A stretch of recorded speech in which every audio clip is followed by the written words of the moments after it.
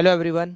अभी तक हम इस चैप्टर के 3 टॉपिक ख़त्म कर चुके हैं और आज हम स्टार्ट करेंगे इसका 4th topic which is piecemeal distribution of cash. क्या दे रखा है हमें piecemeal distribution of cash के इस टॉपिक में? सबसे पहले तो हम वहाँ से स्टार्ट करते हैं। जब एक पार्टनरशिप फर्म का डिजोल्यूशन होता है तो डिजोल्यूशन का मतलब है कि हम बिजनेस को एंड कर रहे हैं, ख़त्म कर रहे हैं। तो हम क्या करेंगे, उसकी जो भी फिक्स्ड एसेट्स है उसको मार्केट में बेच देंगे, उसके डेटर से कलेक्शन करेंगे, उसके जो भी स्टॉक है उसको भी मार्केट में बेच देंगे। मतलब अल्टीमेटली हम सारी एसेट को डिस्पोज कर देंगे और उनको डिस्पोज करने से हमारे पास जो भी पैसा आएगा हम उस रुपए को यूज़ करेंगे हमारी लाइबिलिटी को पेमेंट करने में, पार्टनर का लोन पेमेंट करने में और उसके बाद पार्टनर को पेमेंट करने में। हमने पढ़ा भी है डिसोल्यूशन ऑफ पार्टनरशिप, जिसमें हम सारी एसेट्स को बेच देते हैं, जो पैसे आते हैं लाइबिलिटी को पेमेंट कर देते हैं और फाइनली हम पार्टनर के लोन को पेमेंट करके फिर पार्टनर को भी पेमेंट कर देते हैं। करेक्ट। ये जो डिसोल्यूशन होता है, डिसोल्यूशन का डिसीजन हमने लिया, उसके बाद में हमने एसेट को बेचना स्टार्ट किया। तो ऐसा जनरली नहीं होता कि सारी एसेट्स को हमने एक ही दिन में सेल कर दिया, सुबह से शाम में सारी फिक्स्ड एसेट्स को बेच दिया, डेटर से कलेक्शन भी कर लिया, काम खत्म। अगर ऐसा है तब तो इस टॉपिक का कोई मतलब ही नहीं। बट अगर ऐसा नहीं है, हमें धीरे धीरे अगर कलेक्शन होता है, मतलब जैसे हमने डिसोल्यूशन का डिसीजन लिया, उसके बाद में हमने एसेट को बेचना स्टार्ट किया, कभी कोई एसेट बिकेगी, कभी कोई एसेट बिकेगी, कभी लैंड एंड बिल्डिंग को बेचा, कभी प्लांट एंड मशीनरी को बेचा, कभी फर्नीचर को बेचा, कभी स्टॉक को बेचा, तो धीरे धीरे पैसे आते जाते हैं। डेटर से कलेक्शन होगा तो भी धीरे धीरे पैसे आते जाएंगे। तो जब ये पैसे धीरे धीरे आते जाते हैं तो हम उस पैसों को जैसे जैसे आते जाते हैं हमारे पास, हम उन रुपए को पेमेंट करते जाते हैं। पैसे आते जाएंगे, पे होते जाएंगे, पैसे आते जाएंगे, पे होते जाएंगे। हो सकता है कि हमने फिक्स कर लिया कि हम मंथली बेसिस पे काम करेंगे, मतलब पूरे महीने में जो कलेक्शन होगा वो मंथ के लास्ट में पे कर देंगे, फिर अगले महीने जो कलेक्शन होगा वो हम पे कर देंगे, फिर हमें अगले महीने जो कलेक्शन होगा वो हम पे करते जाएंगे। क्योंकि एक ही दिन में ऐसा होना जनरली पॉसिबल नहीं होता। हो सकता है ये सारी एसेट्स को डिस्पोज करने में हमें 5-6 महीने लग जाए। तो पैसे आते जाएंगे, हम पे करते जाएंगे, पैसे आते जाएंगे, हम पे करते जाएंगे।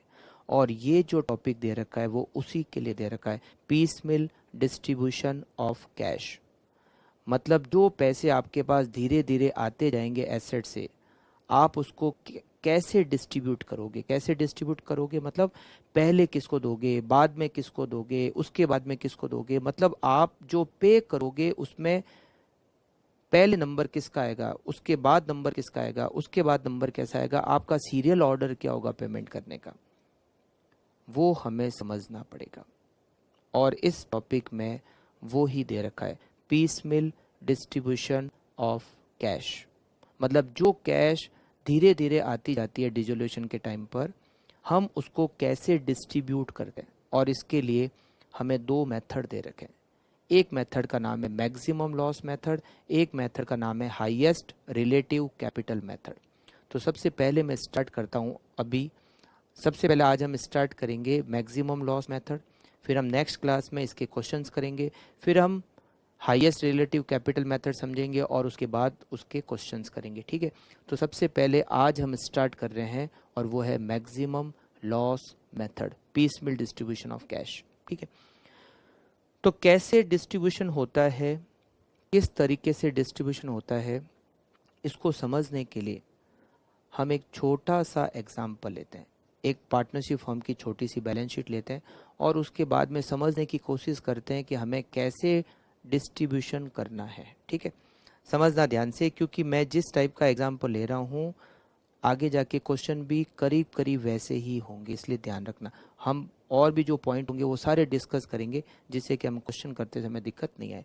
तो ध्यान से समझना। मान लो एक पार्टनरशिप फर्म की बैलेंस शीट दे रखी है आपको। बैलेंस शीट कब की दे रखी है? As on 31 March 2020। Partnership firm की बैलेंस शीट दे रखी है 31 मार्च 2020 की।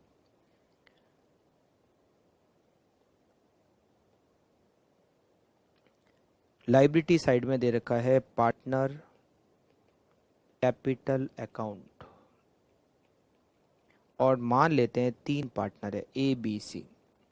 ए की कैपिटल 2 लाख, बी की कैपिटल 1 लाख और सी की कैपिटल 80,000, और तीनों की कैपिटल मिलकर हो गई 3,80,000।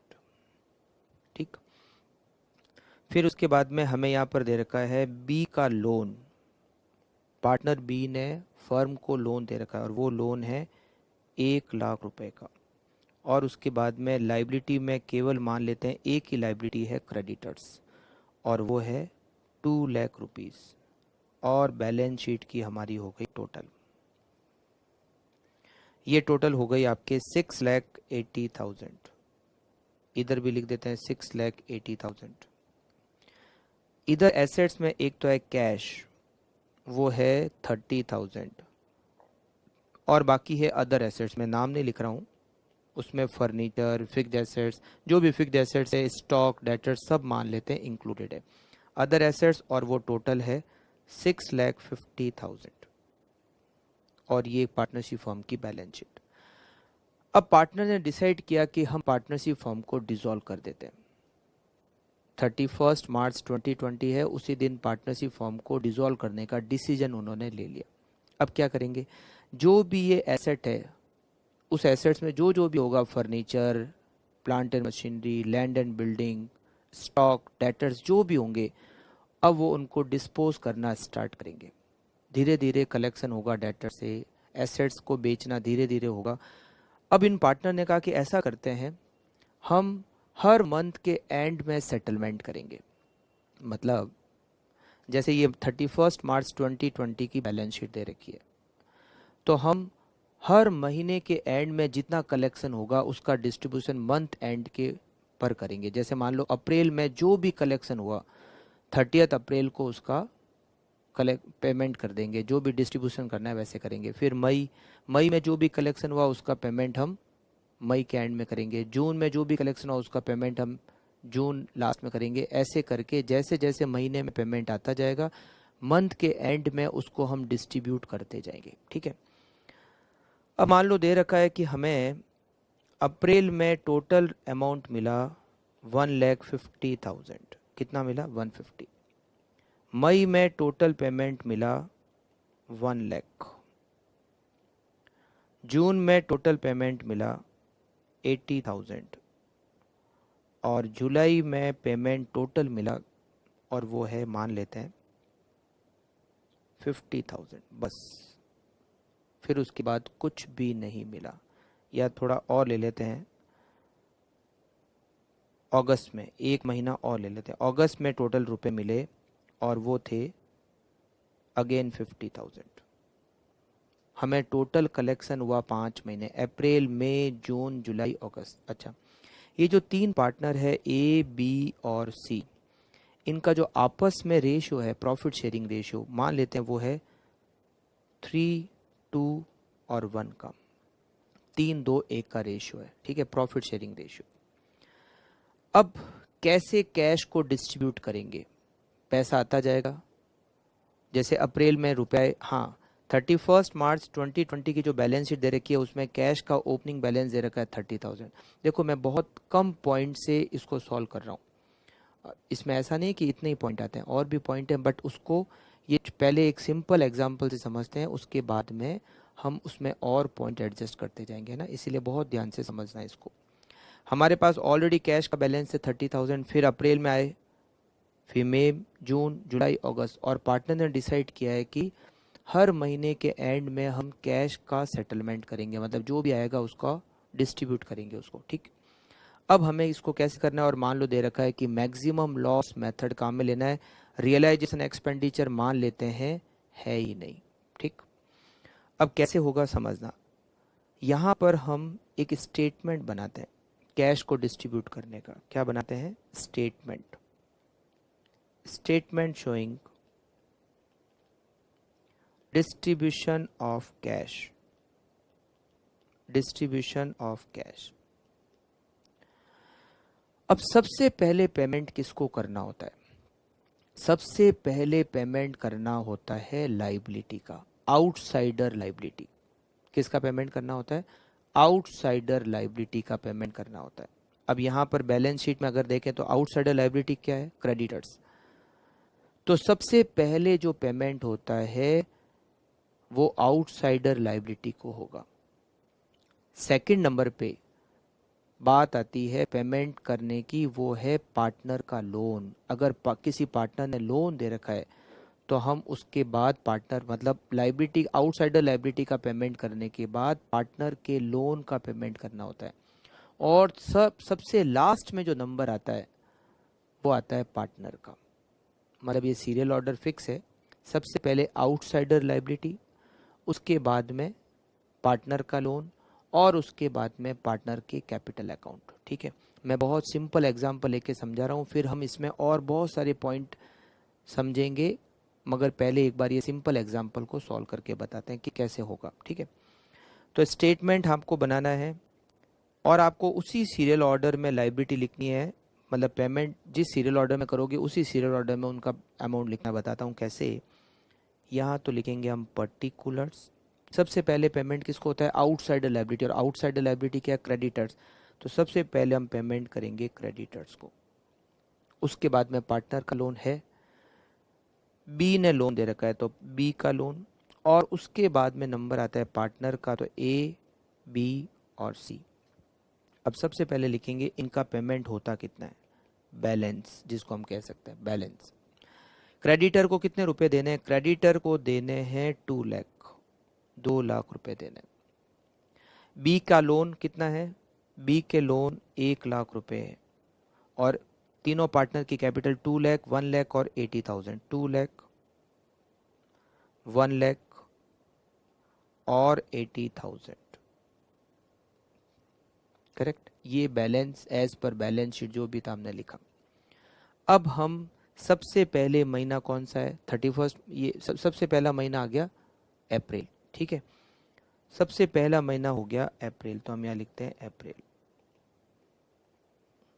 और यहाँ पर लिखते हैं ओपनिंग बैलेंस।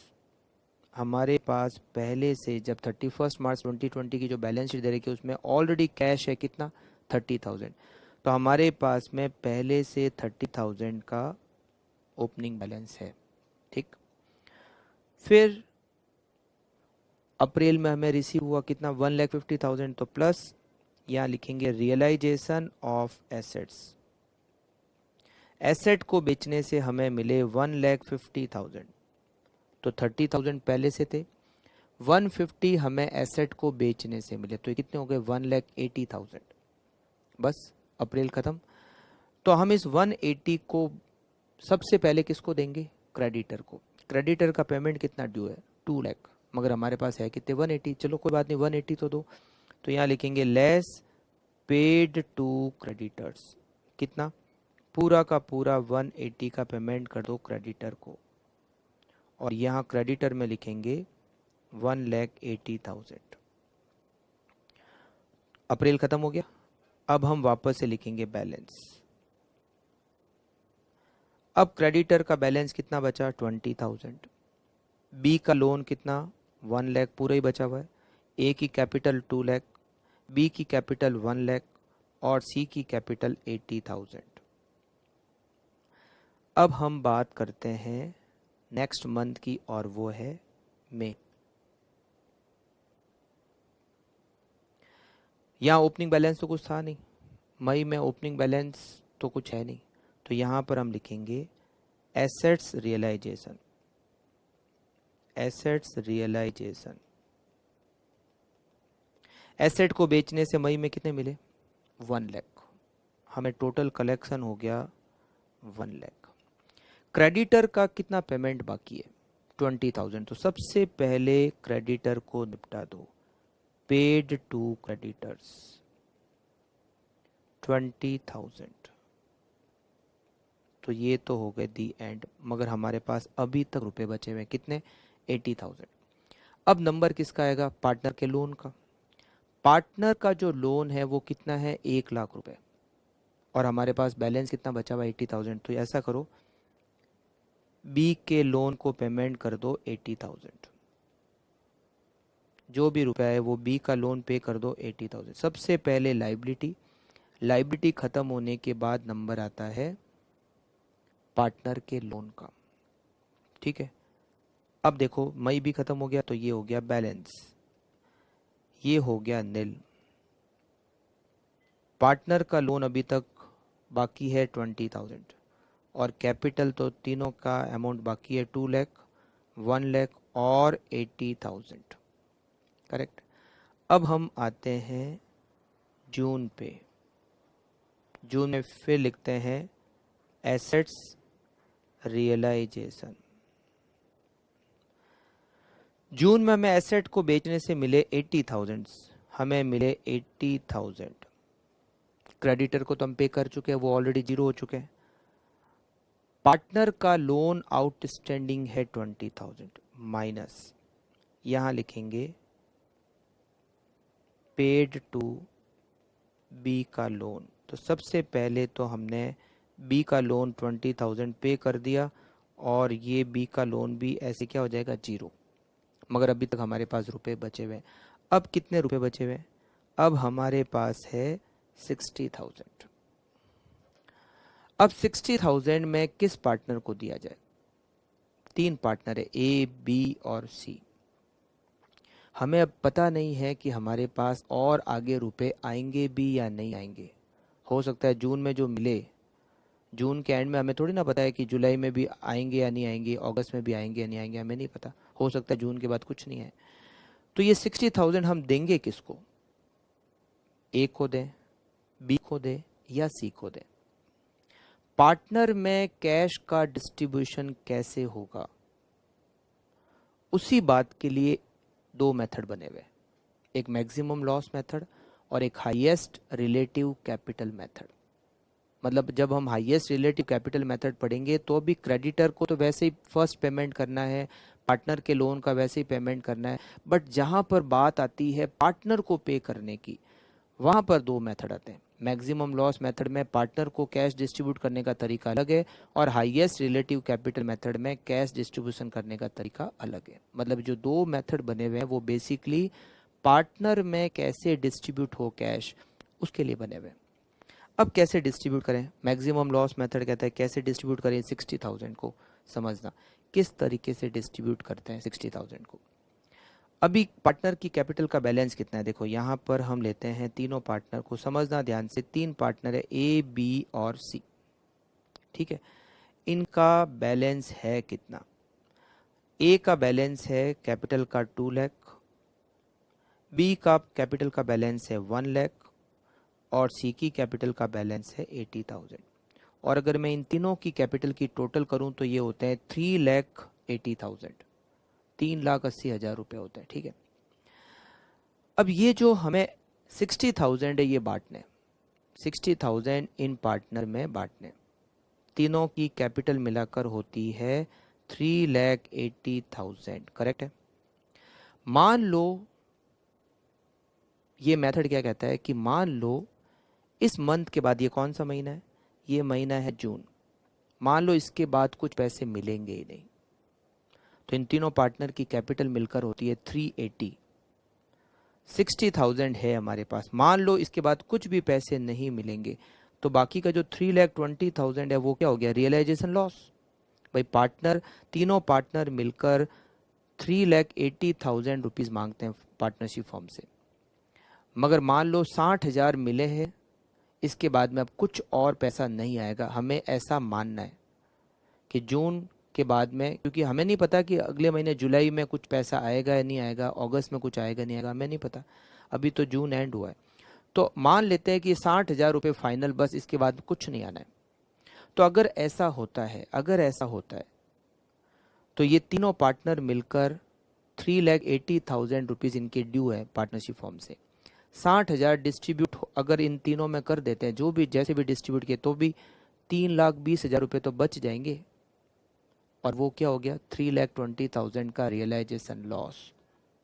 ठीक है, अगर ऐसा होता है तो हम यहाँ पर कैलकुलेट करते हैं रियलाइजेशन लॉस कितना होगा। 380 इन तीनों पार्टनर के कैपिटल का बैलेंस है और हमें 60,000 रुपये डिस्ट्रीब्यूट करने हैं जो अभी हमारे पास पड़े। तो 320 का रियलाइजेशन लॉस हो गया, और रियलाइजेशन लॉस इन तीनों पार्टनर में ए बी सी में प्रॉफिट शेयरिंग रेशियो में बांटेंगे। प्रॉफिट शेयरिंग रेशियो हमने क्या लिया, हमने प्रॉफिट शेयरिंग रेशियो लिया 3:1। थोड़ा सा ये कैलकुलेशन में कहीं गड़बड़ नहीं कर दे, इसीलिए इसको थोड़ा चेंज करके इसको 5:3:2 का कर देते हैं, ठीक है, 5, 3 और 2, ठीक है। तो यहाँ पर हम इन तीनों पार्टनर में 5, 3 और 2 के रेशियो में रियलाइजेशन लॉस बांटेंगे। रियलाइजेशन लॉस कितना है, 3,20,000। 3,20,000 divided by 10 multiply by 5, 1,60,000 realisation loss A में बटेगा। हम ये मान रहे हैं कि हमें इसके बाद कुछ पैसे नहीं आने, ठीक है, ये कैश को डिस्ट्रीब्यूट करने के लिए ऐसा मान रहे हैं, ठीक है ना। वैसे तो जुलाई में भी पैसे आए, अगस्त में भी पैसे आए, मगर हम जून के एंड में ये मान रहे हैं कि अब मान लो इसके आगे कुछ भी नहीं आना है।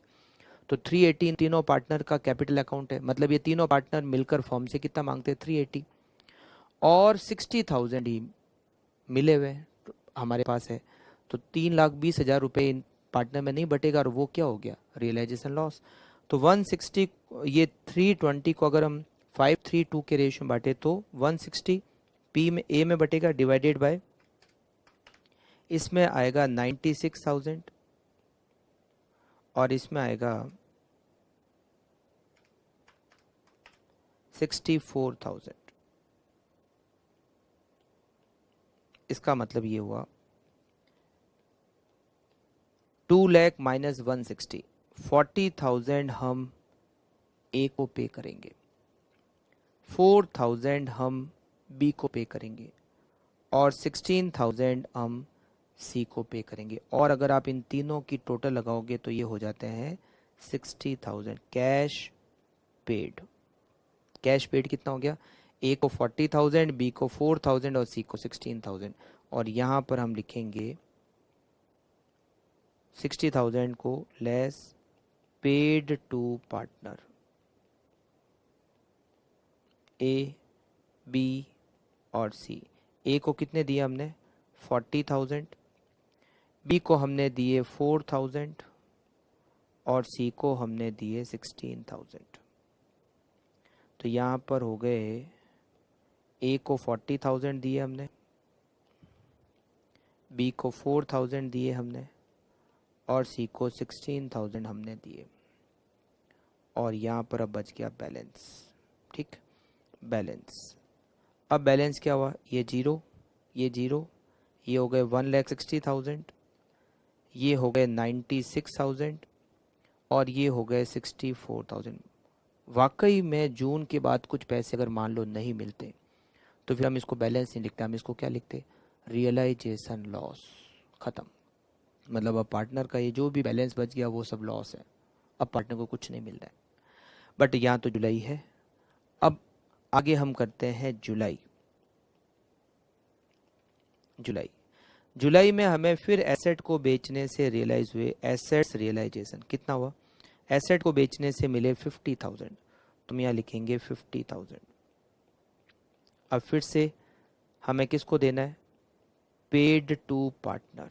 ये 50,000 पार्टनर में तो बांटना है। अब कैसे बांटना है, किस पार्टनर को कितने मिलेंगे, क्या करना पड़ेगा, फिर से इसके लिए एक वर्किंग नोट बनाते हैं। ये तो हमने जून के बांटे थे 60,000। अब आती है बात जुलाई की। जुलाई में हमारे पास कितने 50,000 बांटने ना, ये तो हमने जून के 60,000 डिस्ट्रीब्यूट किए थे पार्टनर में। अब बात आती है जुलाई में हमारे पास 50,000 है जो हमें पार्टनर में डिस्ट्रीब्यूट करने हैं। फिर से आपको ऐसे ही करना पड़ेगा, ए, बी और सी, 3 पार्टनर है, इनके अकाउंट का बैलेंस। अब बैलेंस कितना है, इनका बैलेंस है, अब जो बचा मतलब जून का पेमेंट मिलने के बाद इन पार्टनर का बैलेंस बचा, ए में 1,60,000, बी में 96,000 और सी में 64,000, करेक्ट। अब फिर से हम कैलकुलेट करते हैं रियलाइजेशन लॉस कि मान लो ये जो जुलाई में मिले 50,000, इसके बाद में कुछ भी नहीं मिले तो जो पार्टनर का कैपिटल अकाउंट का बैलेंस रह जाएगा वो क्या है, दैट इज लॉस। तो देखो यहाँ पर हम टोटल करते हैं कैपिटल की। अभी कैपिटल कितनी है, ए की 160, बी की 96,000 और सी की 64,000, इट इज़ 320, ये तीनों की कैपिटल मिलाकर अब होती है 320 और हमारे पास रुपए कितने हैं 50,000। इसका मतलब है 2,70,000 हो गया रियलाइजेशन लॉस, कि अगर इसके बाद कुछ भी रुपए नहीं मिले तो 270 का रियलाइजेशन लॉस होता है। तो यहाँ पर लिखते हैं 3,20,000 माइनस 50,000, 270। 270 रियलाइजेशन लॉस को क्या करेंगे, अगेन 532 के रेशियो में बांट देंगे। 270 divide by 10 multiply by 5, it is 1,35,000, 81,000 and 54,000। तो ये आ जाएगा डिस्ट्रीब्यूशन ऑफ कैश। 160 माइनस 135, ए को मिलेंगे 25,000, बी को 96,000 माइनस 81,000, बी को मिलेंगे 15,000 और सी को 64,000 माइनस 54,000, इसको मिलेंगे 10,000। इसका मतलब ए को मिलेंगे 25, बी को 15 और सी को 10। इन तीनों की टोटल करोगे तो होती है 50,000। पहले भी जो हमने दिए थे, आप इन तीनों की 40,000, 4,000 और 16,000 तीनों की टोटल करोगे तो कितनी होगी 60,000। ठीक है, तो ये 50,000 हम पे करेंगे ए को, बी को और सी को। ए को कितने देंगे 25,000, बी को कितने देंगे 15,000 और सी को कितने देंगे 10,000। करेक्ट। तो यहाँ पर हम कर देते हैं ए को पेमेंट 25,000, बी को पेमेंट 15,000 और सी को पेमेंट करते हैं 10,000। और यहाँ पर फिर से आ जाता है बैलेंस नील नील। 160 में से हमने पे किए 25,000, इट इज 1,35,000। 96,000 में से हमने पेमेंट किए 15,000, इट इज 81,000 और 64,000 माइनस 10,000, इट इज 54,000। ये बैलेंस बच गया। अब अगस्त, अगर इसके आगे जुलाई पे ही खत्म हो जाता तो ये जो बैलेंस नहीं लिखता, हम क्या लिखते, रियलाइजेशन लॉस। मतलब अब इनको कुछ पेमेंट ये मिलने वाला नहीं है, इनका कैपिटल में जो भी वो पैसे बच गए वो सब लॉस है। ठीक, अगस्त में हमारे पास कितने रुपए आए 50,000। फिर से वैसे ही करना पड़ेगा, क्या करना पड़ेगा, assets realised 50,000 less paid to partner, paid to partner A B और सी, वर्किंग नोट बनाना पड़ेगा। अब हम अगस्त के लिए वर्किंग नोट बनाते हैं। कितने रुपए मिले हमारे पास 50,000, तीन पार्टनर ए बी और सी। 50,000 ये राइट, ए बी सी। सबसे पहले क्या लिखें, कैपिटल का बैलेंस, मतलब इस मंथ के स्टार्टिंग में क्या बैलेंस था 135 ए का, देन 81,000 बी का, देन 54,000 सी का। अब हम फिर से लिखते हैं रियलाइजेशन लॉस। कैसा आएगा रियलाइजेशन लॉस, इन तीनों की कैपिटल मिलकर 135 प्लस 81 प्लस 54, इन तीनों की कैपिटल मिलाकर होती है 270 और हमें रुपए कितने मिले हैं 50,000। इसका मतलब है 2,20,000 रियलाइजेशन लॉस के हो जाते हैं। 220 का रियलाइजेशन लॉस हम इन तीनों पार्टनर में डिस्ट्रीब्यूट करेंगे इनके प्रॉफिट शेयरिंग रेशियो में 532। तो 220 divided by 10 multiply by 5, realisation loss, मतलब ये realisation loss 270 minus 50,000, 110 divided by 5 multiply by 3, 66,000। मतलब हर रिसिप्ट में हम ये मानते हैं कि अब आगे रिसिप्ट होगी नहीं, तो क्या सिचुएशन होगी, तो किस पार्टनर को कितना लॉस होगा, वो लॉस के बाकी का उनको कैश पे कर देंगे। ठीक है, 54,000 और इसमें कितना आएगा 44,000 का रियलाइजेशन लॉस, तो जो बच गए वो कैश पे कर देते हैं। 135 माइनस 1,10,000, ए को देंगे 25,000, बी को देंगे 15,000 और सी को देंगे 10,000। तो यहाँ पर हम ए को देते हैं 25,000, बी को देते हैं 15,000 और सी को देते हैं 10,000। और ये यहाँ पर हम देते हैं ए को 25,000, बी को 15,000 और सी को 10,000। क्या अब अगस्त के बाद में भी आगे है? नहीं है। तो यहाँ पर पीछे लिखेंगे रियलाइजेशन लॉस। अब बैलेंस नहीं, क्योंकि अब अगस्त के बाद में कुछ रिसिप्ट नहीं है, ठीक है। तो रियलाइजेशन लॉस हो गया 135 में से 25 माइनस किए 1,10,000।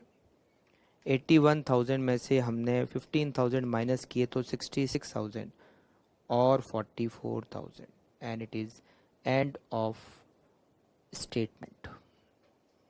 करेक्ट। तो सबसे पहले हमने क्या किया?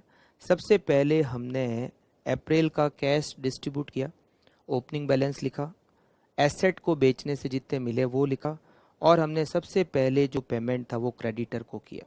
मगर क्रेडिटर का पेमेंट पूरा नहीं हो पाया तो हमने मई में और रुपए मिले, उसमें से सबसे पहले क्रेडिटर को बचा हुआ पेमेंट किया और फिर पार्टनर का लोन का पेमेंट किया। पार्टनर का लोन पूरा नहीं हुआ तो जून में हमने एसेट को से मिला, उससे सबसे पहले पार्टनर का जो बचा हुआ लोन था वो पे किया और फिर नंबर आया पार्टनर का। जहां पर भी पार्टनर का नंबर आएगा, जब से पार्टनर का नंबर आएगा तब दो मेथड है, मैक्सिमम लॉस मेथड और हाईएस्ट रिलेटिव कैपिटल मेथड। तो अभी हमने समझा है मैक्सिमम लॉस मेथड को, मगर ये तो बहुत सिंपल सा मैंने एग्जांपल लिया। अब इसमें और क्या क्या पॉइंट हो सकते हैं मैं आपको वो समझाता हूँ, ठीक है। अब आप लोग ध्यान से समझना। सबसे पहले इसी एग्जांपल में एडजस्टमेंट कर करके समझते हैं कि क्या हो सकता था, ठीक। हमने जून में यहाँ पर लिए 60,000 जो बचे हुए हैं, ठीक है। मान लो ये जून में 60,000 नहीं बचते, जून में 60,000 नहीं बचते, मान लो या जून में 30,000 ही बचते, तो कैसे होता समझते हैं। देखो समझना, तीन पार्टनर है ए बी और सी, ध्यान से समझना आप लोग, ठीक है। ए बी सी, यहाँ पर हम सबसे पहले हमें जून का करना है और हमारे पास रुपए डिस्ट्रीब्यूट करने के लिए कितने बचे हुए हैं? 30,000। मान लो यहाँ जो हमने 60,000 लिया, मान लो यहाँ पर 30,000 होता पार्टनर को डिस्ट्रीब्यूट करने के लिए, तो सिचुएशन क्या होती समझना ध्यान से। हम सबसे पहले तो लिखते हैं बैलेंस कैपिटल का। जून के स्टार्टिंग में बैलेंस कैपिटल का कितना था? 2 लाख, 1 लाख और 80,000। मतलब इसका 2 लाख, इसका 1 लाख और इसका 80,000, तीनों का मिलाकर कितना हो गया? 380। तीनों का मिलाकर हो गया 380 और हमें रुपए कितने मिले हुए? 30,000। तो बाकी का हो गया रियलाइजेशन लॉस। 3,80,000 माइनस 30,000, मतलब 3,50,000 का रियलाइजेशन लॉस हो गया। ये रियलाइजेशन लॉस तीनों पार्टनर में बटेगा 5, 3 और 2 के रेशियो में। तो यहाँ पर हम बांटेंगे 350 divided by 10 multiply by 5, 1,75,000, 1,05,000 and 70,000 यह था। अब हम यहाँ पर करते हैं 2 लाख में से 175, मतलब ए को देने हैं 25,000, मगर बी में माइनस में आ रहा है। बैलेंस कैपिटल का था 1 लाख और उसमें रियलाइजेशन का लॉस हो गया 1,05,000, तो ये तो माइनस में हो गया। माइनस में होने का मतलब है इस पार्टनर के कैपिटल अकाउंट में डेफिशिएंसी आ गई। 1 लाख का बैलेंस था, रियलाइजेशन का लॉस हो गया 1,05,000, तो यहाँ तो डेफिशिएंसी आ गई और यहाँ प्लस में आ रहा है 10,000। तो ये जो बी के अकाउंट में डेफिशिएंसी आ गई 5,000। अब यहाँ पर क्या करना पड़ेगा? ये जो पार्टनर बी के अकाउंट की डेफिशिएंसी है ये ए और सी को बियर करनी पड़ेगी। हमने पढ़ा भी इंसॉल्वेंसी ऑफ पार्टनर में डेफिशिएंसी को कैसे डिस्ट्रीब्यूट करते हैं। तो बी के अकाउंट की जो डेफिशिएंसी है 5,000, उसको डिस्ट्रीब्यूट किया जाएगा ए और सी में, बाकी के जो दो पार्टनर है उसमें डिस्ट्रीब्यूट किया जाएगा। अब डिस्ट्रीब्यूट कैसे करेंगे? तो डेफिशिएंसी को बांटने का वहां जो हमने तरीका पढ़ा था, सेम तरीका यहाँ पर भी लगेगा कि डेफिशिएंसी को कैपिटल के रेशियो में बांटा जाएगा। किस रेशियो में? कैपिटल के रेशियो में। कैपिटल कौन सी? जो बैलेंस शीट में दे रखी है, ठीक है ना। अगर फिक्स कैपिटल है तो फिक्स कैपिटल के रेशियो में, और अगर फ्लक्चुएटिंग कैपिटल है तो कैपिटल के बैलेंस में सारे एडजस्टमेंट करने के बाद, रिजर्व एंड सरप्लस वगैरह का एडजस्टमेंट करने के बाद जो बैलेंस आएगा उस रेशियो में डेफिशिएंसी को बांटा जाएगा। सेम यहाँ पर भी रूल है। अब कैपिटल का बैलेंस, या फिक्स कैपिटल तो है नहीं, फ्लक्चुएटिंग कैपिटल है।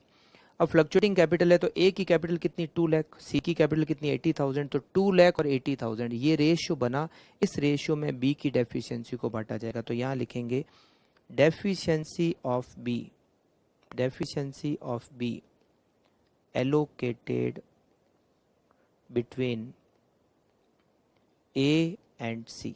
और रेशियो की अगर 2 लाख और 80,000, 2 लाख और 80,000 का मतलब हो गया 20/80, मतलब 10:4, मतलब 5 और ज़्यादा सॉल्व करें तो ये हो गया आपका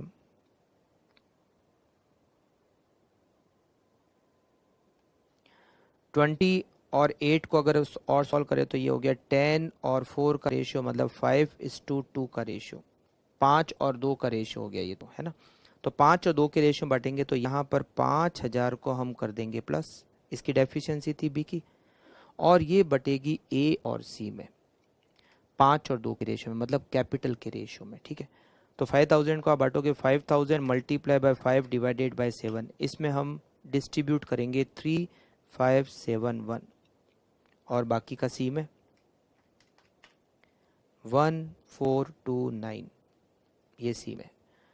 तो अब कितना बैलेंस बचा, 25,000 माइनस 3,571, ये बच गए 2,1,429, और 10,000 माइनस 1,429 8,571। अब आप इसकी टोटल करके देख लो, 2,1,429 जो फाइनल बैलेंस बचा प्लस में रहना चाहिए, तो ए में 2,1,429 प्लस सी में 8,571, दोनों की टोटल मिला के होती है 30,000, और हमें डिस्ट्रीब्यूट भी कितने करना है 30,000। तो ये 30,000 है वो ए और सी में हम डिस्ट्रीब्यूट करेंगे, 2,1,429 ए को और 8,571 सी में डिस्ट्रीब्यूट करेंगे, करेक्ट। अब मान लो ऐसा होता, अब इसमें और पॉइंट करते हैं, मान लो ऐसा होता कि हमने डेफिशिएंसी को, यहाँ तक तो ए और सी प्लस में थे और बी माइनस में था, हमने क्या किया, बी की डेफिशिएंसी को ए और सी में बांटा, ए और सी में बांटने के बाद सी वापस से सी माइनस में आ गया। जब हमने बी की डेफिशिएंसी को ए और सी में बांट दिया तो उसके बाद सी की डेफिशिएंसी आ गई, ए में डेफिशिएंसी नहीं आ रही, केवल सी में डेफिशिएंसी, तो अब सी की डेफिशिएंसी को केवल और केवल ए में डिस्ट्रीब्यूट किया जाएगा, बी में नहीं, क्योंकि बी तो ऑलरेडी डेफिशिएंसी थी, तभी तो उसको ए और सी में डिस्ट्रीब्यूट किया। अब मान लो उसको करने के बाद में सी में डेफिशिएंसी आती है तो वो केवल और केवल ए में बटेगी, या ए में केवल डेफिशिएंसी आ जाए तो सी में ही बटेगी। आप समझ रहे हो, इस तरह से करना है।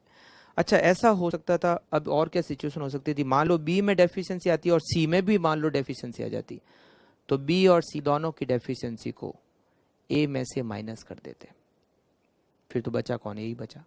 तो बी और सी के अकाउंट दोनों में डेफिशिएंसी आती है और ए के अकाउंट में डेफिशिएंसी नहीं आती, तो बी और सी की डेफिशिएंसी को ए में से माइनस कर दिया जाता, करेक्ट। तो जो जो सिचुएशन आती है वो मैंने आपको बताया। अच्छा, डेफिशिएंसी को कैपिटल के रेशियो में बांटेंगे। कैपिटल कौन सी, बैलेंस शीट में अगर फिक्स कैपिटल है तो फिक्स कैपिटल के रेशियो में, और अगर फिक्स कैपिटल नहीं फ्लक्चुएटिंग कैपिटल है तो कैपिटल में रिजर्व एंड सरप्लस का, जो बैलेंस शीट में दे रखी है कैपिटल, ध्यान रखना, जो बैलेंस शीट में कैपिटल दे रखी है उसमें रिजर्व एंड सरप्लस का एडजस्टमेंट करने के बाद जो कैपिटल आएगी उस रेशियो में बांटेंगे। ऐसे नहीं कि उस मंथ के स्टार्टिंग में जो कैपिटल थी वो ले लो आप, उस रेशियो में बांट दो। जो बैलेंस शीट में कैपिटल दे रखी है उसमें रिजर्व एंड सरप्लस का एडजस्टमेंट करने के बाद जो कैपिटल आएगी, मतलब आप जो कैपिटल यहाँ लिखोगे अगर फ्लक्चुएटिंग कैपिटल, तो जब सबसे पहले आपने जो स्टेटमेंट स्टार्ट किया था यहाँ जो कैपिटल लिखी थी उस कैपिटल के रेशियो में करना है, ठीक है। तो ये तो हो गया आपका, अगर एडजस्टमेंट डेफिशिएंसी, अगर किसी पार्टनर के अकाउंट में डेफिशिएंसी आ जाए तो और क्या पॉइंट आ सकते हैं। अब और समझना, हमें बैलेंस शीट दे रखी होगी, हमें बैलेंस लिखना है। अब बैलेंस में हो सकता है, जैसे हमने यहाँ तो लिया पार्टनर का कैपिटल अकाउंट, हो सकता है यहाँ पार्टनर का करंट अकाउंट भी देते, हो सकता है यहाँ पर रिजर्व एंड सरप्लस भी देते। तो हमें क्या करना है, यहाँ तो कुछ थे नहीं, तो हमने सीधा स्टेटमेंट में लिख दिया 2 लाख, 1 लाख और 80,000। मान लो यहाँ पर करंट अकाउंट भी होता, रिजर्व एंड सरप्लस भी होता, कुछ और जो पार्टनर कैपिटल अकाउंट में जाते हैं एडजस्टमेंट होते हैं, तो आपको क्या करना है, उन सबको पार्टनर के कैपिटल अकाउंट में पहले एडजस्ट करना है एक वर्किंग नोट बनाकर कि अभी ये 3 पार्टनर है, इनके कैपिटल अकाउंट के बैलेंस ये है, इनके करंट अकाउंट के बैलेंस ये है, इनके अंदर रिजर्व एंड सरप्लस, ये सब एडजस्ट करने के बाद जो कैपिटल का बैलेंस आएगा वो यहाँ स्टेटमेंट में लिखना है, ध्यान रखना। हाँ, डेफिशिएंसी को बांटने के लिए तो जो तरीका हमने गार्डनर वर्सेस मरे में पढ़ा था वो रूल काम आएगा, आप समझ रहे हो। मगर यहाँ जब आप बैलेंस लिखोगे वो कौन सा बैलेंस होगा, सारे एडजस्टमेंट करने के बाद कौन से एडजस्टमेंट, करंट अकाउंट को एडजस्ट कर दो कैपिटल अकाउंट में। अगर मान लो फिक्स कैपिटल मेथड है तो फिक्स कैपिटल अलग होगा, करंट अकाउंट अलग होगा, तो करंट अकाउंट को कैपिटल में एडजस्ट कर लो, मतलब ऐड लेस जो भी करना है। अगर क्रेडिट साइड में, लाइबिलिटी साइड में दे रखा है तो ऐड कर दो, डेबिट साइड में करंट अकाउंट दे रखा है तो लेस कर दो, रिजर्व एंड सरप्लस जो भी दे रखे हैं वो सब एडजस्ट कर लो, और उसके बाद जो बैलेंस आएगा वो यहाँ पे लिखना है। करेक्ट, समझ गए। अच्छा, अब और क्या एडजस्टमेंट हो सकता है, मैंने यहाँ पर लाइबिलिटी केवल क्रेडिटर की ली है, मगर ऐसा भी तो हो सकता था कि यहाँ पर और भी लाइबिलिटी होती। सपोज यहाँ पर एक और लाइबिलिटी होती, बिल्स पेबल भी होते, और वो होते मान लो 1 लाख रुपए के। तो हमें क्या करना है, क्रेडिटर्स भी लिखना है और साथ में क्या लिखना है, बिल्स पेबल को भी लिखना है। मगर ऐसा नहीं है कि पहले क्रेडिटर को पेमेंट करेंगे फिर बिल्स पेबल को पेमेंट करेंगे, हम प्रोपोर्शनेटली पेमेंट करेंगे। ठीक है, जैसे मान लो यहाँ क्रेडिटर 2 लाख के और यहाँ बिल्स पेबल होते, जैसे यहाँ पर अलग से ले लेते हैं, सपोज क्रेडिटर भी होते और बिल्स पेबल भी होते, राइट। ये होते मान लो 2 लाख रुपए के और ये होते 1 लाख रुपए के। हमने स्टार्ट किया और हमारे पास में पेमेंट बचा मान लो 1,50,000 का, हमें 150 मान लो पे करने हैं क्रेडिटर्स में और बिल्स पेबल में। ठीक है, तो हमें क्या करना है, पूरा तो पेमेंट नहीं हो सकता, मगर ऐसा नहीं है कि ये पूरे 150 क्रेडिटर को दे दो और अगली बार बिल्स पेबल को दो, ऐसा नहीं। हम इस 150 को इन दोनों में प्रोपोर्शनेटली डिस्ट्रीब्यूट करेंगे। इनका आपस में रेशियो क्या है, 2:1 का। तो 150 में से क्या करेंगे, 1 लाख इसको देंगे और 50,000 इसको देंगे, समझ गए। मतलब जो पेमेंट लाइबिलिटी का होगा, तो लाइबिलिटी में अगर एक से ज़्यादा लाइबिलिटी है तो सबको प्रोपोर्शनेटली पे करना है, और जब वो ख़त्म हो जाए तब उसके बाद में पार्टनर लोन का नंबर आएगा। अच्छा, पार्टनर लोन में भी हो सकता है 2 पार्टनर ने लोन दे रखा हो, तो पार्टनर लोन में भी ऐसा ही होगा, प्रोपोर्शनेटली पेमेंट होगा। वैसे जनरली इतना बड़ा क्वेश्चन आता नहीं है और बनता नहीं है, बट मान लो अगर बन जाए कि 2 पार्टनर ने, ए ने भी लोन दे रखा था, बी ने भी लोन दे रखा था, तो हम पेमेंट करेंगे प्रोपोर्शनेटली। ऐसे नहीं कि पहले ए को लोन कर दिया पेमेंट फिर बी के लोन का पेमेंट किया, ऐसे नहीं। हम ए और बी अगर 2 पार्टनर ने लोन दे रखा है तो पार्टनर लोन की जब पेमेंट की बारी आएगी तो प्रोपोर्शनेटली पेमेंट करेंगे। करेक्ट, समझ गए आप लोग। अच्छा, और क्या पॉइंट आ सकता है लाइबिलिटी में ही, लाइबिलिटी में और क्या पॉइंट आ सकता है, और वो पॉइंट आ सकता है डिस्काउंट का। हो सकता है ये 2 लाख रुपए यहाँ दे रखे हैं, 2 लाख रुपए के क्रेडिटर दे रखे हैं, मगर लाइबिलिटी क्रेडिटर ने कहा कि हमारा हम 1,90,000 में ही सेटलमेंट करते हैं। हो सकता है ना, कम भी पेमेंट ले सकते हैं, मतलब उन्होंने हमें डिस्काउंट दे दिया। तो हमें इसका एडजस्टमेंट कैसे करना है वो मैं बताता हूँ आपको, ठीक है, समझना आप लोग।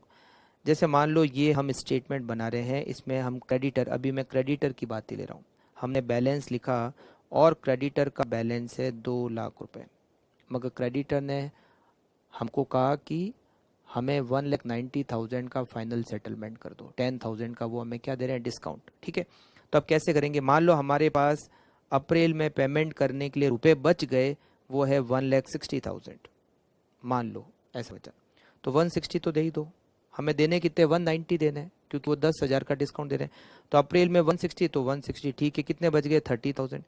अब मान लो मई में हमारे पास में रुपए बच गए, रुपए आ गए टोटल 1 लाख रुपए, तो हम उसमें से क्रेडिटर को पेमेंट करेंगे, वो कितना पेमेंट करेंगे, हम 20,000 ही पे करेंगे, ये 40,000 बचा ना, तो हम 30,000 का पेमेंट ही करेंगे, क्योंकि 10,000 तो वो हमको डिस्काउंट दे रहे हैं ना। और फिर ये सारा सेटलमेंट करने के बाद यहाँ आपको यहाँ लिखना है लेस डिस्काउंट, ये जो 10,000 है वो आपको डिस्काउंट में डालने पड़ेंगे, यहाँ लिखना पड़ेगा डिस्काउंट। वो कैसे लिखते हैं वो मैं क्वेश्चन में सॉल्व करते समय ऐसा पॉइंट आएगा ही वैसे तो आपको समझ में आ जाएगा कि कैसे करना है। मतलब अगर डिस्काउंट मिल रहा है क्रेडिटर का तो वो स्टेटमेंट में ही हमें लेस करना है, पेमेंट कर दो और जो बचा हुआ है वो डिस्काउंट में डाल दो, इधर से एडजस्टमेंट होगा। ठीक है, तो हमें उतना ही पेमेंट करना है जितना क्रेडिटर हमसे कह रहे हैं, डिस्काउंट लेस करने के बाद वाला पेमेंट करना है। ठीक, तो लाइबिलिटी में तो ये पॉइंट आ सकता है, क्रेडिटर माल एक से ज़्यादा लाइबिलिटी हो सकती है, वैसे जनरली एक ही लाइबिलिटी आती है, बट अगर आ जाए तो आप प्रोपोर्शनेटली पेमेंट करना ध्यान रखना। ठीक, अच्छा, पार्टनर लोन में भी एक से ज़्यादा हो सकते हैं तो वो, और पार्टनर लोन में डिस्काउंट वगैरह की बात आती नहीं है। ठीक, अब बारी आती है पार्टनर की, वो मैंने आपको बता दिया। पार्टनर में क्या करना है आपको, जो भी रिजर्व एंड सरप्लस है, मतलब जब आप ये सबसे पहले स्टेटमेंट में ओपनिंग बैलेंस लिखते हो ना यहाँ पर पार्टनर का, तो उस ओपनिंग बैलेंस में ही सारे एडजस्टमेंट करने के बाद लिखना है, सारे एडजस्टमेंट करने के बाद, current account, capital account, reserve and surplus सब एडजस्ट करने के बाद जो कैपिटल का बैलेंस बचता है उसको आपको यहां पर लिखना है। करेक्ट। अब और पॉइंट क्या आ सकता है, अब एक और पॉइंट आ सकता है और वो है रियलाइजेशन एक्सपेंसेस। अब रियलाइजेशन एक्सपेंसेस आपको मंथ वाइज दे सकते हैं, रियलाइजेशन एक्सपेंसेस आपको मंथ वाइज दे सकते हैं। जैसे मान लो अप्रैल में 150 है और उसमें से 10,000 रियलाइजेशन एक्सपेंसेस, मई में 1 लाख है और उसमें 5,000, या किसी मंथ में है और किसी मंथ में नहीं है, तो वो जिस मंथ में दे रखे हैं वहाँ से वो लेस हो जाएंगे। जैसे मान लो मई में हमें 1 लाख रुपए मिले और यहाँ पर रियलाइजेशन का एक्सपेंडिचर दे रखा है 5,000, तो यहाँ से माइनस हो जाएगा रियलाइजेशन एक्सपेंसेस 5,000। समझ गए? तो जिस मंथ में रियलाइजेशन एक्सपेंसेस का पेमेंट हो रहा है उस मंथ में से वो लेस हो जाएगा। करेक्ट। अब यहाँ पर अच्छा, ये रियलाइजेशन एक्सपेंसेस एसेट को जितना मिलता है उसी में से लेस हो जाएगा, ठीक है ना। उसके बाद में नंबर आएगा लाइबिलिटी का या पार्टनर कैपिटल अकाउंट का, पार्टनर लोन का, उसके बाद नंबर आएगा। एक्सपेंडिचर तो माइनस होने ही होने। ठीक, अच्छा, इस एक्सपेंडिचर में एक पॉइंट और जनरली आ सकता है। जैसे मान लो 31 मार्च को हमने डिसाइड किया कि पार्टनरशिप फर्म को डिसॉल्व करेंगे। ठीक, हमने उसी दिन एस्टिमेट किया कि रियलाइजेशन का एक्सपेंडिचर होगा कितना, मतलब डिसोल्यूशन एक्सपेंडिचर होगा कितना, और हमने एस्टिमेट किया कि अप्रोक्सीमेटली 15,000 रियलाइजेशन का खर्चा होगा। तो हम क्या करेंगे, अप्रैल में जो सबसे पहला महीना है उसी में हम 15,000 रुपये अलग रख देंगे। किस बात के? रियलाइजेशन एक्सपेंडिचर के, जो हमने एस्टिमेट किए। हमने जैसे मान लो एक बार एस्टिमेट कर लिया कि इतना खर्चा लगेगा, तो हम जितना एस्टिमेट करते हैं एक बार उसको अलग रख देते हैं। तो हम जैसे मान लो अप्रैल में, तो यहाँ पर क्या होगा, जब हम स्टेटमेंट बनाएंगे, जैसे मान लो हम अप्रैल का बना रहे हैं, अप्रैल में ओपनिंग बैलेंस था मान लो 20,000 रुपये, हमें एसेट को बेचने से मिले मान लो 1 लाख रुपए, और हमने एस्टिमेट किया कि रियलाइजेशन का एक्सपेंडिचर करीब करीब 15,000 रुपीज़ लगेगा एस्टिमेटेड। तो हमने यहाँ पर कैश रिटेन्ड फॉर एक्सपेंसेस, हमने एक्सपेंडिचर के अलग से रख दिए 15,000, और फिर क्रेडिटर का लोन वगैरह का नंबर आएगा, पार्टनर का नंबर बाद में आएगा, रख दिए। अब मान लो क्वेश्चन में ऐसा दे रखा है कि एक्चुअल एक्सपेंडिचर कब हुआ और कितना हुआ, हमने 15,000 रुपये अलग रख दिए। अब हम उसमें से एक्सपेंडिचर करेंगे, और हमें बाद में जाके जून के लास्ट में पता चला कि एक्चुअल एक्सपेंडिचर 12,000 हुआ बस। इसका मतलब हमने 15,000 अलग रखे थे, एक्चुअल एक्सपेंडिचर 12,000 ही हुआ, तो हम उसमें से 3,000 रुपये बच गए। तो जून के महीने में आपको 3,000 रुपये ऐड करने हैं, जून के महीने में आपको 3,000 रुपये वापस से ऐड करने। 15,000 अलग रखे थे, टोटल खर्चा 12,000 का ही हुआ, तो इसका मतलब 3,000 बच गए। तो 3,000 आपको जून के, मतलब आपको महीना दे रखा होगा कि किस महीने में जाके पता चला कि एक्चुअल एक्सपेंडिचर इतना होगा। मान लो जून के महीने में जाके पता चला कि एक्चुअल एक्सपेंडिचर 16,000 का होगा, जबकि हमने अलग कितने रखे थे 15,000, तो हमें जून के महीने में से 1,000 रुपये और लेस करने पड़ेंगे, क्योंकि हमने तो 15,000 ही अलग रखे थे, जबकि खर्चा एक्चुअल में लग रहा है 16,000।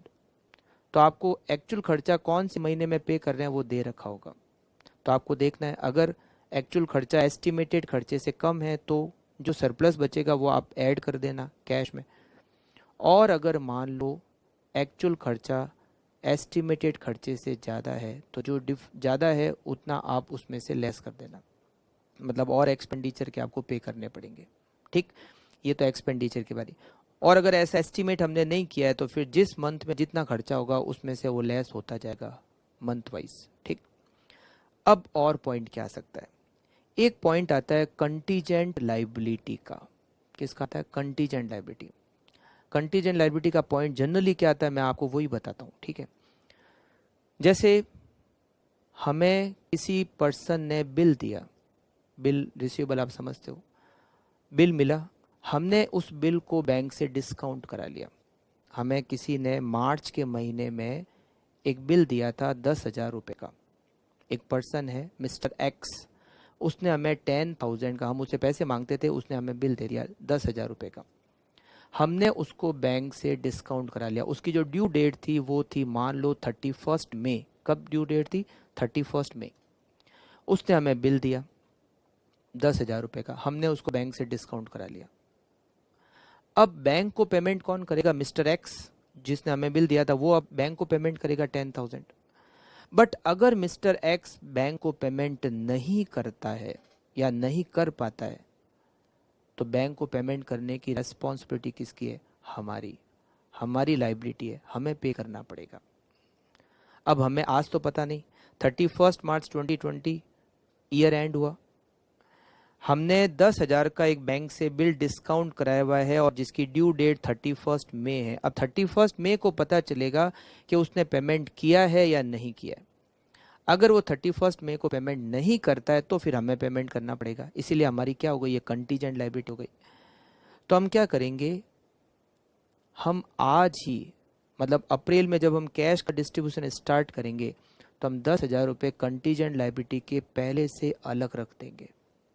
मतलब जैसे हम जब अप्रैल का महीना स्टार्ट करेंगे कैश डिस्ट्रीब्यूट करने के लिए, इस एग्जाम्पल के हिसाब से अप्रैल है ना, अप्रैल में जब सबसे पहली बार कैश स्टार्ट करेंगे तो हम लिखेंगे ओपनिंग बैलेंस, एसेट को बेचने से कितना मिला, और उसमें से लेस कर देंगे cash retained for contingent liability. हम कंटीजेंट लायबिलिटी के लिए 10,000 रुपये, अगर वो बिल 10,000 का है तो हम 10,000 रुपये अलग रख देंगे, क्योंकि हमें पता नहीं है कि वो पार्टी पेमेंट करेगी या नहीं करेगी, तो हमें अलग रखने पड़ेंगे। अब 31 मई को जाके पता चला, अब क्या क्या सिचुएशन हो सकती है, 31 मई को जाके पता चला कि उस पार्टी ने पेमेंट नहीं किया तो हम पे कर देंगे उस समय। फिर उस महीने में हमें पेमेंट करने की ज़रूरत नहीं, क्योंकि हमने ऑलरेडी पैसे अलग रखे हुए। फिर आपको कुछ प्लस माइनस करने की ज़रूरत ही नहीं है। मई के एंड में जाके पता चला कि उसने पेमेंट नहीं किया तो हम वो 10,000 रुपये हमने जो सेपरेट रखे थे वो दे देंगे। फिर मई के महीने में आपको अब माइनस करने की ज़रूरत नहीं, क्योंकि हमने ऑलरेडी अप्रैल के महीने में पैसे अलग रख लिए थे।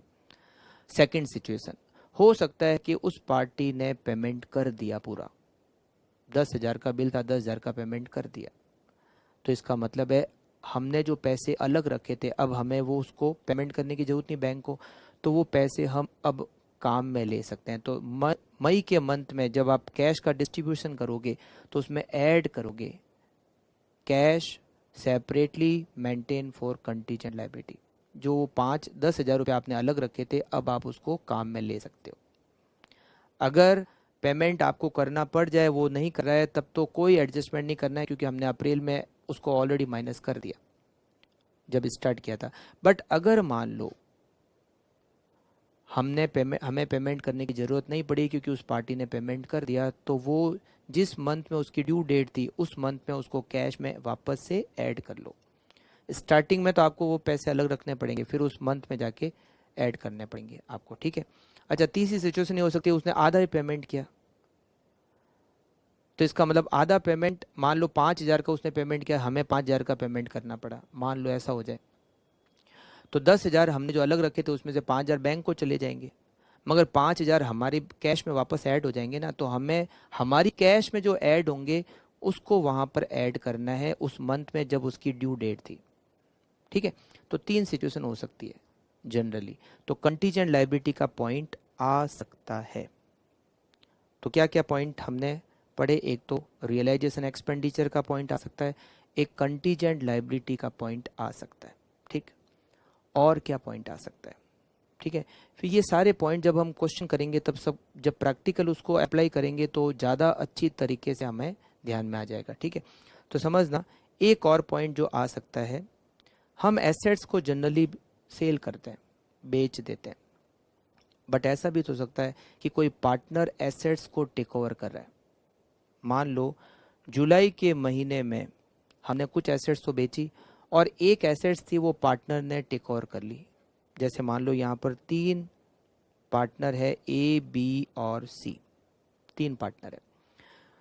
तो ये जो 3 पार्टनर है यहाँ पे, और जुलाई का बैलेंस दे रखा है, मान लो हम बनाते जा रहे हैं, अप्रैल का बना दिया, मई का बना दिया, जून का बना दिया, अब आ रही है जुलाई की, ठीक है। अब समझना कैसे, क्या पॉइंट है, ध्यान से समझना, क्योंकि ये पॉइंट भी बहुत बार एग्जाम में आ चुका है, ठीक है। बैलेंस लिखा हमने, ए की कैपिटल का बैलेंस है मान लो 2 लाख, बी की कैपिटल का बैलेंस है 120, सी की कैपिटल का बैलेंस है 80,000 और इनका प्रॉफिट शेयरिंग रेशियो है 5:3:2 का, ठीक है। जुलाई के अंदर हमें टोटल क्रेडिटर का पेमेंट हो चुका है, पार्टनर के लोन का पेमेंट भी हो चुका है, ठीक है। मान लो जुलाई के अंदर हमें एसेट को बेचने से रुपए मिले 50,000 और एक एसेट्स थी और वो थी 10,000 रुपये की, वो पार्टनर बी ने टेक ओवर कर ली, पार्टनर सी ने टेक ओवर कर ली। अब क्या एडजस्टमेंट होगा, कुछ एसेट्स को तो हमने बेच दिया 50,000 में और एक एसेट्स थी वो पार्टनर सी ने टेक ओवर कर ली 10,000 रुपये में, एग्रीड वैल्यू जो थी वो 10,000 रुपये थी। तो अब करना क्या है, इसका एडजस्टमेंट क्या होगा, पार्टनर सी ने 10,000 रुपये की एक एसेट्स को टेक ओवर कर लिया और कुछ एसेट्स को बेचने से 50,000, अब मैं 2-3 जो भी सिचुएशन बनती है सब समझाऊंगा, ध्यान से समझना। 50,000, 10,000 और ये मिलकर हो गए टोटल 60,000। तो एक बार ऐसा करते हैं, ऐसा मान लेते हैं कि अगर ये एसेट्स पार्टनर सी ने टेक ओवर नहीं की होती और हम मार्केट में बेचते तो 10,000 रुपये मिलते, एक बार ऐसा मान लेते हैं। तो 50,000 की एसेट को तो बेचने से पैसे मिले और 10,000 की एसेट्स को पार्टनर ने टेक ओवर कर लिया, टोटल हो गए 60,000, ठीक है। अब हम यहाँ पर क्या करते हैं, मैक्सिमम लॉस मेथड में यहाँ लिखते हैं रियलाइजेशन लॉस। तीनों पार्टनर की कैपिटल मिलाकर कितनी होती है, तीनों पार्टनर की कैपिटल मिलाकर होती है 4 लाख और हमें कितने रुपए मिले हुए, हमें मिले हुए 60,000, ठीक है। तो 4 लाख में से 60,000 माइनस करें तो ये क्या आ गया, ये आ गया रियलाइजेशन लॉस विच इज़ 3,40,000। 3,40,000 को इन तीनों में 5-3-2 के रेशियो में बांटोगे तो 340 को 5-3-2 के रेशियो में अगर बांटा जाए तो ए में 170, बी में 1,02,000 और सी में 68,000। किसी भी पार्टनर में डेफिशिएंसी नहीं आ रही है, तो ये हो गया 30,000, ये हो गया 18,000 और ये हो गए 12,000। मतलब हमें क्या करना है, 30,000 ए को देना है, 18,000 बी को देना है और 12,000 सी को देना है और ये तीनों को मिलाकर हम कितने दे रहे हैं, 60,000। बट क्या हमारे पास 60,000 रुपये हैं? हमने तो ये माना है कि जो पार्टनर सी ने एसेट्स को टेक ओवर किया उसके 10,000 रुपये, हमने बेचा थोड़ी ना उसको, तो इसका मतलब हमें अल्टीमेटली आए तो 50,000 ही है। अब हम एडजस्टमेंट कैसे करेंगे, ऐसा करते हैं, ए को कितने देने, किसने एसेट्स को टेक ओवर किया, एसेट को टेक ओवर किया है सी ने, ठीक है। तो ए को देने कितने, 30,000, तो ए को तो हम 30,000 पे करेंगे। बी को देने कितने, 18,000, बी को हम 18,000 देंगे। सी को देने कितने, 12,000, मगर हम सी को 12,000 नहीं देंगे। एसेट को टेक ओवर किसने किया है, सी ने, कितने में, 10,000, तो हम सी को देंगे केवल 2,000 रुपीज़ और 10,000 रुपये की उसने एसेट्स को टेक ओवर कर लिया है। सी का हिसाब हो गया बराबर, 2,000 रुपये तो सी को देंगे कैश और 10,000 रुपये की उसने एसेट्स को टेक ओवर कर लिया। मतलब आपको क्या करना है, एसेट को बेचने से इतने मिले, पार्टनर ने जो एसेट्स को टेक ओवर किया दोनों मिलाकर हो गए 60,000, करेक्ट। पहले तो आपको ऐसे ही मानना है कि हमने वो एसेट को भी बेचा है, टोटल 60,000 हो गए। अब 60,000 को आप कैसे डिस्ट्रीब्यूट करोगे, वैसे आपको डिस्ट्रीब्यूट करना है। हमने कैलकुलेट किया, ए को 30,000, बी को 18 और सी को 12। अब किस पार्टनर ने एसेट्स को टेक ओवर किया? सी ने। कितने की एसेट्स थी? वो थी 12,000, वो थी 10,000 की। तो सी का पेमेंट बनता है 12,000। तो 12,000 में से 2,000 तो उसको देंगे कैश, और ये जो 10,000 है वो देंगे उसको एसेट। करेक्ट हो गया बराबर मामला। ठीक है, तो आप अगर आप चेक करोगे तो हम ए को दे रहे हैं 30,000, बी को दे रहे हैं 18,000 और सी को हम दे रहे हैं 2,000 रुपीज कैश, और ये मिलकर हो गए 50,000, और हमारे पास 50,000 तो है ही। करेक्ट। तो ये पॉइंट आप इस तरीके से कर सकते हो। अब इसी में और क्या दिक्कत आ सकती है? मान लो यहां पर एसेट को बेचने से 50,000 की जगह यहां पर मान लो 40,000 ही होते। अब देखो ध्यान से समझना, थोड़ा सा ये पॉइंट कॉम्प्लिकेटेड है इसीलिए, और ये टोटल हो गया 50,000।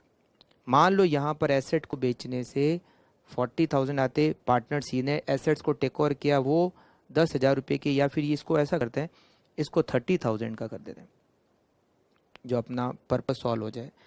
तो 30,000 की एसेट्स को बेचने से मिले 10,000 की एसेट्स को उसने टेक ओवर किया, टोटल हो गए 40,000। ठीक, अब हम यहाँ पर इसको सॉल्व करना स्टार्ट करते हैं 40,000 से। इसको हटाते हैं, इसको 40,000 से सॉल्व करना स्टार्ट करते हैं। अगर 40,000 होता है तो यहाँ पर क्या हो जाएगा? रियलाइजेशन लॉस कितना होगा? 4 लाख पार्टनर की कैपिटल का बैलेंस है। 4 लाख में से अगर मैं 40,000 को लेस करता हूँ तो बाकी का रियलाइजेशन लॉस होगा 3,60,000। 4 लाख माइनस 40,000, 360 का लॉस होता है। 360 का लॉस इन तीनों पार्टनर में 5:3:2 के रेशियो में बांटोगे, डिवाइडेड बाय 10 मल्टीप्लाई बाय 5, 1,80,000 का रियलाइजेशन लॉस। 1,08,000 का रियलाइजेशन लॉस और 72,000 का रियलाइजेशन लॉस। तो ये हो गया 20,000 ए को देने, बी को 12,000 देने और सी को 8,000 देने। अब सी को देने कितने? 8,000, और सी ने एसेट्स को टेक ओवर किया कितने में? 10,000। तो सी को जब देने ही 8,000 है तो उसने तो एसेट्स 10,000 की ले ही ली। तो पता है क्या होगा? हम सी से रुपए लेंगे। सी का अमाउंट बनता है 8,000, जबकि वो 10,000 रुपये की एसेट्स को टेक ओवर कर रहा है। तो हम सी से 2,000 रुपये लेंगे। वहां पर आपको क्या करना है पता है? यहाँ पर आप ऐड करोगे कैश ब्रॉट बाय सी, कितने रुपए? 2,000 रुपये लेकर आएगा।